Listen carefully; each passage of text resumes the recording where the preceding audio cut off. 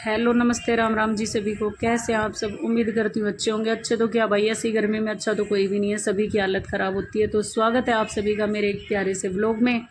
और आज के व्लॉग की शुरुआत होती है घर की साफ़ सफाई के साथ। पहले मैंने घर के सभी रूम में पोछा लगाया, उसके बाद मैंने कर दी थी शुरुआत बरामदे की धुलाई की।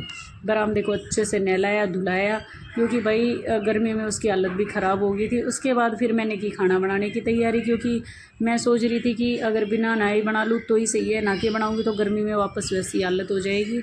और गर्मी बहुत ही ज़्यादा थी। उसके साथ मैंने आलू कट कर लिए थे पहले ही, और मैंने सब्ज़ी में तड़का लगाया। फिर अच्छे से आलू वॉश करके आलू डाले, उसमें नमक मिर्च मसाला सारी चीज़ें ऐड करके उसे अच्छे से मिक्स किया।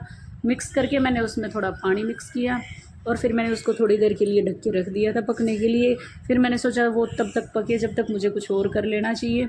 और मेरे हेयर काफ़ी ख़राब हो चुके थे, तो मैंने उनमें लगाया एलोवेरा जेल, अपने घर का बनाया हुआ है। वैसे मैंने पहले कभी अप्लाई नहीं किया, अब मैं कंटिन्यू अप्लाई करूँगी। अगर रिज़ल्ट अच्छा आया तो आप सभी के साथ शेयर भी करूँगी। फिर मैं लग गई थी खाना बनाने में, रोटियां बनाने में, क्योंकि रोटी मैंने बनाई नहीं थी। तो पहले आटा छान के और उसमें पानी डाल के मैंने आटा लगाया, क्योंकि गर्मी इतनी ज़्यादा हो रही थी। आप लोग देख सकते हो पसीना एकदम ऐसे बह रहा था जैसे बरसात हो रही हो। और भाई बहुत ही ज़्यादा हालत ख़राब हो चुकी थी मेरी। आटा लगाते लगाते ही बस ऐसा मन हो रहा था खाना बनाए इतनी गर्मी में या ना बनाए, क्या करें समझ में ही नहीं आता। खाना बनाना बहुत बड़ा टास्क होता है गर्मी में तो भाई। फिर मैंने रोटी बनानी स्टार्ट कर दी थी अपने। सब्ज़ी तब तक मेरी कंप्लीट बन चुकी थी, आटा मैंने लगा लिया था, और मैंने रोटियां बनानी स्टार्ट कर दी थी, क्योंकि मैं सोच रही थी कि अगर मैं बिना नहाए रोटी बना लूँ तो सही, फिर मैं फ्री हो जाऊँगी फटाफट से। और फिर मैंने बढ़िया मस्त फुली फुली गर्मा गर्म रोटियाँ बनाई। मेरे को रोटी बनाने में काफ़ी टाइम लग गया था। वैसे तो ज़्यादा बंदे नहीं है, पर गर्मी है ना भाई, तो बीच बीच में ऐसा लगता है जैसे सांस ही अटक गई हो, और बस बहुत ही मुश्किल हो रहा था मेरे लिए। फिर मैंने फटाफट से रोटियाँ सेकी, और रोटी सेक के फिर मैंने चौपड़ के रख दी थी। फिर मैं नहा धो के आई और मैंने डाला खाना। माँ बेटे बैठ गए थे, हम खाना एंजॉय कर। भूख बहुत ज़्यादा लगी हुई थी, और फिर मैंने पहले कार्तिक को खिलाया और उससे पूछा कि कैसा बनाया है। और खाने में आज थी आलू की सब्ज़ी और मस्त दही और लस्सी। उसने बताया नहीं, फिर मैंने खुद खाना खा के चेक किया। भाई कसम से सच में आज इतनी टेस्टी सब्ज़ी बनी थी, और फ्रिज में रखी हुई दही बहुत ही मस्त लगती है। फिर हम माँ बेटे लगे थे थोड़ी मस्ती करने में। मैंने सोचा सो जाती हूँ, लेकिन कार्तिक ने मेरे साथ कर दी थी छेड़छाड़ शुरू।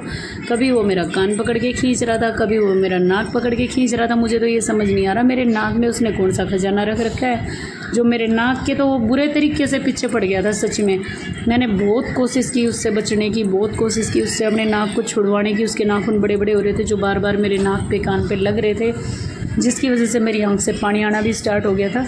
लेकिन वो बच्चा है कि मानने का नाम ही नहीं ले रहा। लेकिन भाई बच्चे की खुशी के लिए कभी कभी खेलना भी पड़ता है। बच्चे हैं, मासूम हैं, उनको पता नहीं है, तो कभी कभी उनके साथ लाड प्यार भी अच्छे से किया करो, उनको अच्छे से टाइम दिया करो। और वो तो अब कान में से खजाना निकाल रहा था, पता नहीं क्या ही कर रहा था कान और नाक के पीछे। लेकिन मैं भी कौन सी कम थी। फिर मैंने सोचा कि क्यों ना इस भाई साहब को समझाया जाए, इसे एक प्यारा सा सबक सिखाया जाए, इसको बताया जाए कि बड़ों से पंगा लेना अच्छी बात नहीं होती है। मैंने इसको समझाया। उसके बाद मैंने खाया एक आम। और कौन कौन मेरी तरह आम और गुठली अलग अलग करके खाता है, ऐसे कमेंट में ज़रूर बताना। मैं सभी के कमेंट चेक करूँगी। उसके बाद मैं अपनी बाइक पे सवार होकर निकल चुकी थी अपने कुछ डॉक्यूमेंट्स के काम के लिए। मुझे जाना था मार्केट में, क्योंकि मेरे डॉक्यूमेंट्स में हो रही थी प्रॉब्लम। ये हमारी प्यारी लाडो रानी फ़ोन में जो बिजी थी, और मैंने फिर इनकी भी क्लिप ली। उसके बाद हम पहुँचे CSC सेंटर पर, जहाँ मेरे को 1-1.5 घंटे वेट करना पड़ा। और उसके बाद भी मेरा कुछ भी काम नहीं हुआ, मेरा मूड पूरे तरीके से ख़राब हो चुका था। फिर हम चल दिए थे अपने घर की साइड। रास्ते में रुक के हमने घर के लिए सब्जी और फ्रूट लिए। उसके बाद हम पहुंचे घर पे, और घर पे ये भाई साहब लग रहा था फ़ोन चलाने। उसके बाद मैं आ चुकी थी अपने मज़दूरों वाले बेस में, क्योंकि आज मुझे करनी थी थोड़ी घर पे मज़दूरी, क्योंकि भाई 2 वक्त के खाने के लिए सब कुछ करना पड़ता है। और ये थी वो मज़दूरी, आप लोग देख सकते हो। ये इतना बड़ा मिट्टी का ढेर मुझे अंदर डालना है। उसके बाद मैं लग चुकी थी 2 वक्त के भोजन का इंतज़ाम करने ज़ोरों शोरों से। कड़ी मेहनत के बाद मैंने थोड़ी सी मिट्टी डाल ली, और भाई फिर मैंने बीच में छोटा सा ब्रेक लिया। सोचा कि हम बाद में डालूँगी। फिर से मैं वापस लग चुकी थी मिट्टी डालने में।